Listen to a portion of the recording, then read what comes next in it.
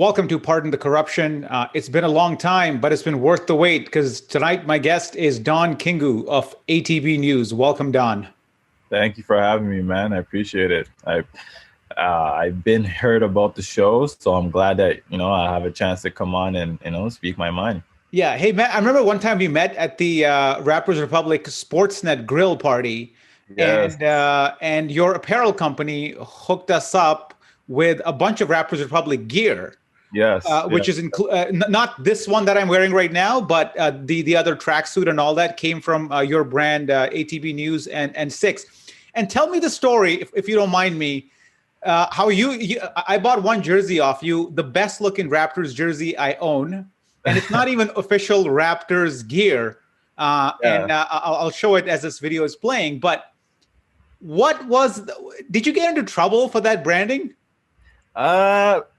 I wouldn't necessarily say we got into trouble or anything like that. There was some speculation and some talks about it, but it was just a design that we did, and it caught a lot of attention because it was kind of similar to a Raptor throwback jersey, but it kind of had our own spin to it, and it just kind of caught the city, by wildfire, and everyone wanted it, once we put it out. But yeah, it was just one of those things where we just got our creative juices going and put together a few jerseys. That was just one of them, right? And that was the most popular one, right? So we just kind of ran with it, and it just kind of went from there, so. And it's definitely one of my favorite jerseys too. It is one of my best, and it reminds you of the story when even for this logo that we have, we got into sort of trouble with the Raptors, where they actually came at us for a while back. This is years back, and even after that, when the whole King in the North thing happened, back when DeMar and Kyle made the playoffs after their second time or whatever, they had this King in the North promotion, and we printed all these T-shirts, and we sold 4,000 of them. Wow. On Teespring. Wow.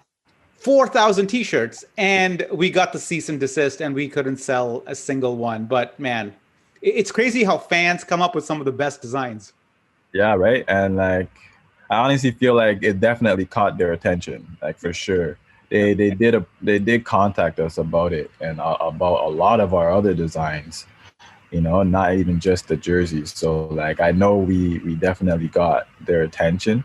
Yeah. And they did try to, cease and desist some of our items, but we weren't really having it because we kind of came out with it ourselves first, and really with the idea of nothing to do with them, right? So it kind of just worked out to where it kind of got similar with the fans' help as well, right? It just kind of it just blew up. And they just felt the need that they had to come in and and do something. So, It is what it is.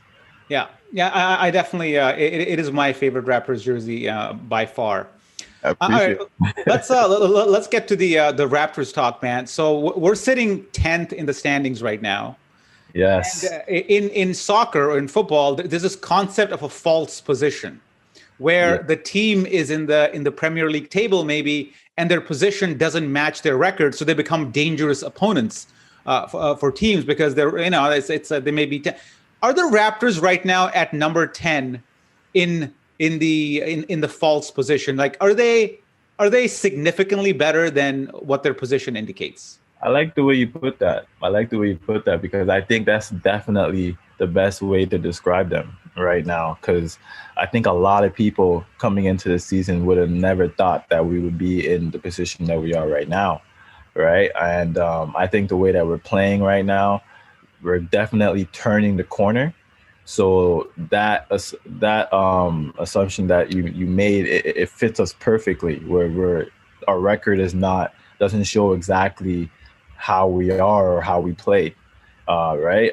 So I think we can catch a lot of teams off guard, because coming in, they think that, they can just get a win because of our record. Yeah. And that's definitely not the case, especially with how we're playing right now. So I see us improving and our record getting a lot better within the week or Yeah. so. Yeah, especially with the schedule that we have coming up. Well, we got Orlando again. We're recording this on Monday night, and then after that, you got the Nets game. And I remember before the Milwaukee game happened, I was like, man, the NBA season is full of a lot of games that don't mean much, but once in a while, a game comes along which you can sort of measure yourself Yeah, against. Like you exactly. win that one, it tells you. And Milwaukee, we sort of failed the test. With the Mhm. Nets coming up, the Raptors sort of I don't match up know. I pretty don't know. okay with the Nets. You think we failed against Milwaukee? Well, we lost. Yeah, we lost, but I feel like we played pretty well. I felt like we competed Hmm. and like we didn't just lie down and just let them beat us badly or anything like that. I felt like our guys came to play and like we just a couple things just didn't go our way. I Hmm. felt like, you know, we could have took that one. We could have, but we didn't. Is my larger point. Moral victory. Moral victory. I mean, I'm counting actual victories. But with the Nets here, I mean, I like the way the Raptors match up with the Nets, like athleticism wise, like Stanley Johnson, Watanabe. We'll talk about those guys in a bit. Like even though they have the star power, I feel like we can trouble them just based on our length and our grittiness and our backcourt being sort of tough. And Siakam like matches up well with them in terms of athleticism. Yeah, they got guys that can probably slow them down, but overall, I like that matchup. Me too. You bring a good point. We have guys that are gritty and will play defense, and it will help us because they don't play defense. They have like the worst defensive rating in the whole league, and Yeah. actually NBA history, from what I've heard. With the points that they allow, so like that's definitely something that plays in our favor, when we match them up, So yeah, these guys can put it up with the best of them. I mean, they do have the best offensive rating as well in NBA history. But like, hey man, defense wins games in my opinion. And I feel like with our defense and our guys, grittiness and the way to kind of slow down the game and with Nurse, having all these different types of plays, that kind of, change things up a little bit. That'll definitely give us a shot. Yeah. And you mentioned the Raptors like turning around their season a little bit, and one of the reasons has been like improved bench play, which was sort of non-existent at the start of the season. And as Nick Nurse continues to like tweak rotations, a couple of guys have emerged. Bembry emerged in the last couple of games, got some Uh, fairly major minutes. A guy who's been sitting on the bench for a while, but one guy that's been sort of consistently pretty good for the Raptors has been Watanabe, who came out of nowhere. And like at this point, like if like he's pretty close to being like coming off the bench as sixth man. yeah, man. Like I like the way he's played lately, man. Like it's nothing about left-hand shooters, man. Like I love seeing a left-hand shooter shoot. Like it just looks prettier, and like his shot, every time he puts it up, it looks like it's gonna go in. When some guys shoot, you like, okay, yeah, that's not going in. Like Yeah, when he shoots, it's like, yeah, that's going in. Like, yeah, and it's almost like every time. And he hustles so hard. Like you can tell, like he's been trying to prove himself. Like he's been trying to prove that, yo, I can play, and I just need that opportunity. And like you said, he came out of nowhere because when I saw his name on the roster, I'm like, who the heck is this guy? yeah, Where did this guy come from? At first, I thought he was a rookie, and that's okay. Wait, he's been in the league for 3 years, I think, yeah, and he was with Memphis and didn't see no time. yeah, I'm like, where did we find this guy? yeah. And lo and behold, he can actually play ball and can actually make plays. So it's like he can defend too, different positions. Like you see him defending the pick and roll. Like I'm just like, wow, man, this guy can really be something, you know? And he's a defender that you don't have to worry about in terms of matchups. Like there are certain guys who are on the floor and you have to hide them, right? Yeah. Because you can't switch here because you might get exploited because of his height or because lack of quickness. With a guy like him, he has enough length, enough quickness that you don't have to worry about hiding him at all. You can just like let him and play, and he gives you freedom to play whatever defense you want to play. Like the block that he had against Uh, Orlando when like they ran it back. Oh my gosh, that was wow. I was just like, okay. I yelled it and got up in my seat when I seen that. I was like, okay, this guy needs some more playing time, man. Like, I don't think the 905 is gonna get this guy, man. Like, we kind of need him right now, you know. So like, it's good to see this guy get his opportunity and he's balling out. It's you love to see that. You love to see those type of stories, you know. Yeah. Him and And Boucher. and Boucher's one thing doing we know about Nurse, man, is that the guy will prioritize guys who play defense over guys who play offense. I think now it's, whatever, we're 1/3 into the season or something like that. And at this point, you can sort of understand why guys like Matt Thomas don't play. It's because they just don't bring enough defensively. Davis is another guy that I feel like has been pretty suspect on defense overall, yet still manages to squeeze in some minutes. Like I would have very little issue increasing Utah's minutes overall as a team and get him up to like more of a, if not starter, like a high bench player role, because I feel he produces way more in the minutes he plays. Yeah, I think the reason why like Terrence is getting the minutes is because like a lot of it has to do with Norm being out and OG being out, right? So like he's got to give minutes to somebody, right? And he's like the next guy, right? So like he kind of has like his leash is not that, it's not as bad because Norman and OG are out. If they were in, he would get pulled, like quicker, right? He even kind of turns it over a lot too. Like he has a turnover issue. Yeah. But like I feel like Utah and Boucher, both of them need a lot more time and probably will get a lot more time because they've been the bright spot, this season so far. Yeah. And let's talk about the big man just in a bit. But first, I kind of want to touch on Siakam, who's been like a hot rod of like fake controversy, I'll say, because people seem to have like extremely high expectations of the guy. And they're already judging him against like, oh, he's not going to be an elite player. He's not going to be a tier 1 player. And when it's all said and done, he may not be. But for the last couple of games against whatever opposition, he's played really well. And he seems to have turned the corner. What do you have to say to people who are critical of Siakam's game in this critical juncture of his career?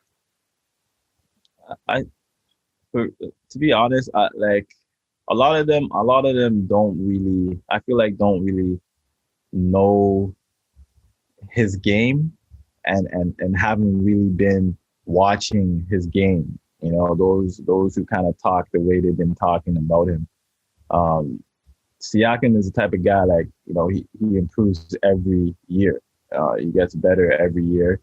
And it's one of those guys that he needs time. You gotta have patience with him. He's not gonna just be the guy. His second year of being the guy, like, and not even really his second year. So it's like he's gonna need time to polish and pick up the game late. So it's like someone like that, like. You gotta give him some time, and don't just jump on him every time he messes up or he doesn't come through. There's growing pains with that comes with being the guy, right? Like you don't just get thrown into that role and you automatically, become the guy. Like, nah, you gotta go through some things, you gotta fail. So it's like he's just going through those growing pains and soon like you said, he may not be that guy, right? He just needs to go through it right now for us to find out if he is or not. Yeah. And I'd even say I was looking at some tape from the start of the season to last night's game, and you already can see an improvement in his timing. The way he's finishing in one-on-one situations in isolation with a defender on him. I think he's less predictable today than he was in mid-December. Yeah. So even in a month, you've noticed that he is more anticipating what the defense will fall for and what they might not fall for. And he has a plan B in his game today, a much better plan B in his game today than he had even like a month and a half ago. And that's just him seeing different defenses and just getting adjusted to the game. So even if you measure Siakam by not by year improvements, just by month improvements, you can still see an improvement in his game compared to a month ago. Exactly. That's true. And like a lot of it is mental. I think a lot of it was mental for him. And making the adjustment with being away from the ACC, not having no fans. You know, he struggled in the bubble, right? The whole time.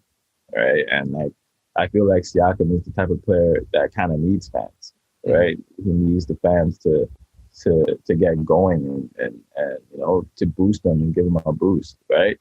So when he didn't have that, and then coming into this season, being in Tampa and starting the season with fans that don't even cheer for you, and then like, you know, like not having no fans and then pretty much being away the whole time because Tampa isn't your home, right? So that's all an adjustment for him, and like other players adjust to it a lot quicker. Yeah. Some other players adjust to it a lot slower.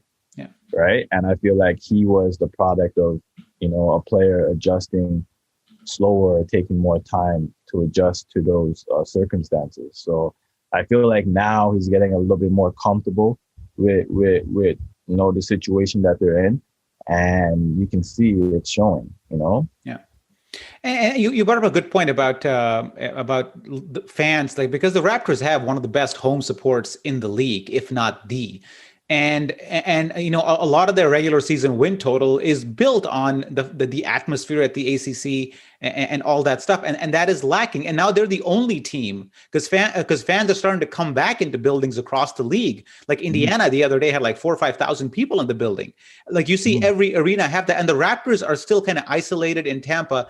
Like I know it's a 90-foot court and like everybody plays on the, but that's got to have like some sort of impact on you, because you really got to pick yourself up. You're not getting any home cooking. As great as Florida is, that can't bring out the best in you.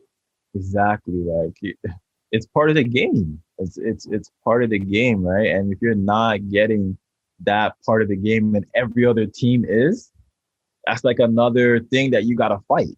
Right. So it's just like, it's tough, man. It's tough. And like you said, we're the only team in the league that's dealing with this, right? Like we're the only team that is literally away every game. So it's like, it's an adjustment. And like, I feel like, you know, it's played a lot. It's played a big part to our record. Yeah. But I feel the team is definitely turning the corner, and they're getting a lot more comfortable with the situation. Yeah. Let's talk a little bit about trades. I mean, a deadline's coming up in a couple of months or in a month, and I think the same question has been asked by everybody at this point, right? Is that, do you go and you make a small incremental improvement by improving your big man position? Although Baines has played well of late, the last few games, I don't know if that's the final solution if you are trying to actually do something productive in the playoffs, or do you go ahead and you gamble away, because Washington is bottom of the East right now, and there are players available there. Like, where's your head at in terms of the type of moves the Raptors should be making? Are we in the moonshot business right now of trying to hit a home run, or are we more in the let's make a couple of tweaks so we kind of buy us more time and do something in the playoffs with a slightly improved roster? Like, where's your headspace at? To be honest, I don't think we're in the business to make that big move. You know, I don't even think it's there, to be honest. I felt like, you know, it was there with Harden when he was available, you know, but now that he's gone, you know, like Beal is the next, you know, like piece, you know, that would just, you know, kind of swing, you know, the tides in the league. But like Washington doesn't seem like they want to, you know, embark in any trade talks with him. and he doesn't seem like he wants to leave, which is confusing to me. I don't understand why he wants to stay there, but for me, it's like I guess it's just like you make a little tweak, and then you see what you can do in the playoffs. With the tweaks that you do, like, because I mean we still have a competitive team. I feel like we're just a big man away from making some noise, and who knows, anything can happen, right? Look at what Miami did in the bubble. Like, I felt like that was a fluke. I don't care what any Miami fan says to me. That was a product of the circumstance. So like, if Miami can do something like that and kind of shock the world, why can't we with a few tweaks? Yeah. Well, we got to make a few tweaks is the thing. I mean, I'm not a big fan of the Beal move, just because I don't think it necessarily propels us into another level of a team. And it still results in our big man problem still being there. So I think you sort of have to move on a big man regardless of what your long-term plan are. And though Aaron Baines has played better of late, I just don't see the Raptors being able to have enough compete in them to overcome a 7-game series against anybody with those two there, unless you're playing a team which is equally, not good at that position. Yeah. I feel you have to sort of look at, I'm not saying Dwayne Dedman's the answer, but like, no, I literally had him in my head too, because it's like, what bigs are really available? Like, yeah, Drummond's there, but it's like that's a high price. Like who are you really trying to give up for someone like that? Like, to make the salaries match, like you would have to trade like Lowry or something like that. Like, yeah. And one guy that has been mentioned in Raptors trade talks in the past has been Vucevic, and we saw him last night. He was not particularly impressive. He doesn't like wet my beak at all in terms of something that I'd like to dip into at all. It's true, but like with him, it's just like it's crazy because he's talented. Like he can be a problem, but it's just some nights. I think it's really against us. He just doesn't play well against us. If you look at his numbers, honestly, it's when he plays the Raptors, he's just trash. Yeah. Like, I don't know what it is. We just have the blueprint on him. Like, but man, this guy against other teams, oh my goodness. Maybe if we put him on our team, maybe that's what he needs. Like, I don't know. Like, but that I didn't even really think about him. But like that, I don't know. That will probably wet my beak a little bit. Not that he's available. I think it's okay to have fantasies, right? Hey, what about this guy? What about that guy? You know what I mean? But like when it comes down to it, like when you put the numbers together and who's available, it's like Dwayne Dedman. You go exactly, right? I know, man. Like there's not, when you really look at it, there's not that many big men out there. Hassan Whiteside. You know Hassan Whiteside? I don't know, man. I don't like his attitude towards the game. Neither, yeah. And if you drop out of the Kings rotation, man, even though they beat us, that says something. I know, right? That's when we're not. If we go get Whiteside, man, oh my gosh, that's not a good sign.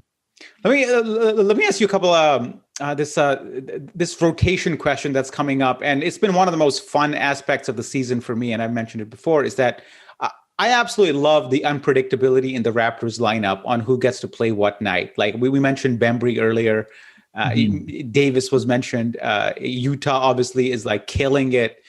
You see Malachi Flynn come up once in a while. So there's a lot of variability in who the Raptors are bringing off the bench, as opposed to having like a very proper 7-8 man rotation that most teams kind of operate by.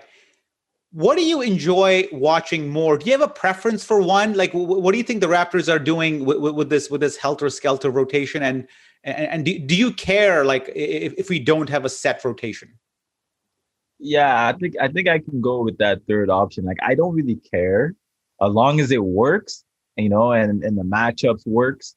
I'm good with it. Like I 100% trust what Nurse is doing and his feel and everything, right? I know a lot of it has to do with, with our injuries and stuff like that. And like, why he has to kind of shuffle around a little bit. I feel like once, OG and Norm comes back, he'll have a more solidified, rotation, especially with the players and what they've been showing since those guys have been out. Right. And I think a lot of it is like, hey, you show me you can play defense and you'll play. Right. Like, so I think the way that he's like moving around the rotation is keeping a lot of these players on their toes, right? And keeping them ready, So it's just like I feel like it's a good way to keep everyone, motivated and the compete level is high, right? It keeps it high. The way that he's switching up the rotations here and there, right? So it's just like I like it, and like I said, I don't really care, like as long as we continue seeing the improvement and everyone's playing at a high level. I think I'm a trust Nurse with what he's doing. Yeah. Let's end off on some Kyle Lowry, man, because I mean, by the way, loved yesterday with Gordon and Lowry how he came at him, and I mean, yo, I love that. I love that, man. Like the way I don't know if you've seen the video of him telling T Ross that he's gonna mess him up. I was like, yo, man, you can't mess with Lowry, man. You really can't. Like you really can't. He's a different guy. He's from Philly. Yeah. And he had a pretty good game yesterday, and the day before I think he was all right as well. So he's picking up steam as we've gone deeper into the season. He's definitely more active on the ball. Overall, not great numbers, but still, if you look at his last 5 games, he's definitely improved over the previous 5. And the Lowry trade is like the big question mark at the deadline, because it's a question of like, do you let his contract expire or do you get something in return? And I think one thing we can all agree on is that we don't make a Lowry trade unless Lowry wants a trade. Yeah, I completely agree with that. Like, we don't really make a trade unless he asks for one. Or like if we were thinking about it, we consulted with him and gives us the go ahead to go ahead. And I feel like it has to be, his choice on where he wants to go. I feel like we own that, we can't send him anywhere that's not a contender. That too, it has to be a contender just for him, and give him another chance of getting a ring.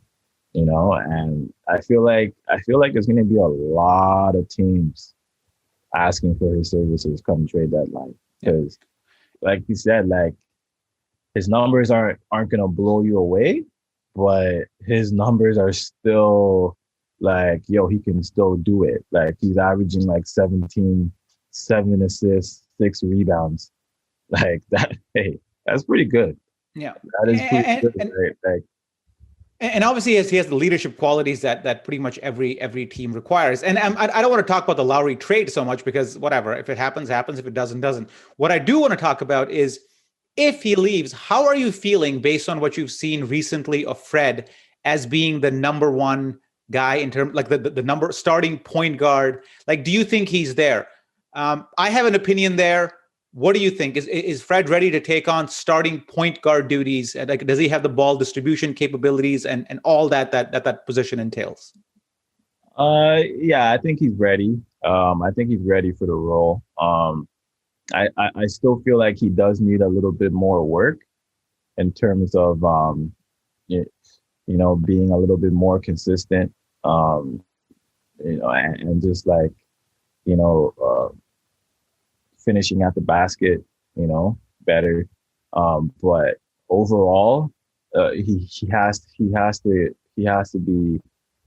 be thrown into the role in order to know whether or not he's fully capable. And I think Lowry has helped him enough, for us to be okay when Lowry leaves and giving Fred the keys, right? So. And I like Fred's mentality. He's always been a guy to, challenge himself and prove other people wrong. I've been watching him since his 905 days. I've been covering him, so I seen him firsthand grow, right? So like I know he's capable of this role, right? So I'll definitely feel at ease. I'll feel good, okay, not really worried, that we have Fred, if Lowry, departs. And I agree. I think Fred is totally ready, man. And I like Fred for similar reasons to why I like Lowry. In that he number one is gritty. Like he plays with his heart on his sleeve. He's a tough guy. He's a better defender than Lowry, to be, when it's all said and done. I think he's got range. Yes, he's not a great finisher at the rim yet, but he has improved. And just like you mentioned when talking about Siakam, you got to judge a guy on how much he has improved versus the absolute quality of his product at this moment in time. And to me, Fred has improved considerably in pretty much every single category since the season started. He's also undersized, kind of like Lowry, gritty, backs people out, like he uses his frame really well. He's not as good a passer in tight positions like Lowry is. Like he's not going to squeeze in a pass between two big men. Like Lowry had a couple of passes against Orlando, which were just. Yeah, man. That one where he found Terrence. Yeah. Oh my gosh! Wow. I was like, okay, Lowry. So, Dave. I mean, Fred may not have that level of passing yet, but I think if you look at his trajectory, and you compare to how old Lowry is and how old Fred is, and you kind of calculate a trajectory, you're looking at a guy, if he even continues improving, half of what he has so far every year, you're going to get very likely an all-star caliber player. So why would you not hand over the point guard duties to him? Exactly. It's like you said, you look at his trajectory and how he's been improving. And, the years that he has on his contract, man, you just get excited, right? Because, he's going to put in the work. So it's like, why not? Just like you said, like, why not give him the keys, right? He needs the keys, right? So I'm okay with it. Yeah, I'm good with it too, man. I feel very confident about that one. Don, man, thank you for coming on and talking, and good luck with ATB News. Keep selling those jerseys, man. I'll be buying some more as soon as we go out and we actually are able to wear those outside. All right.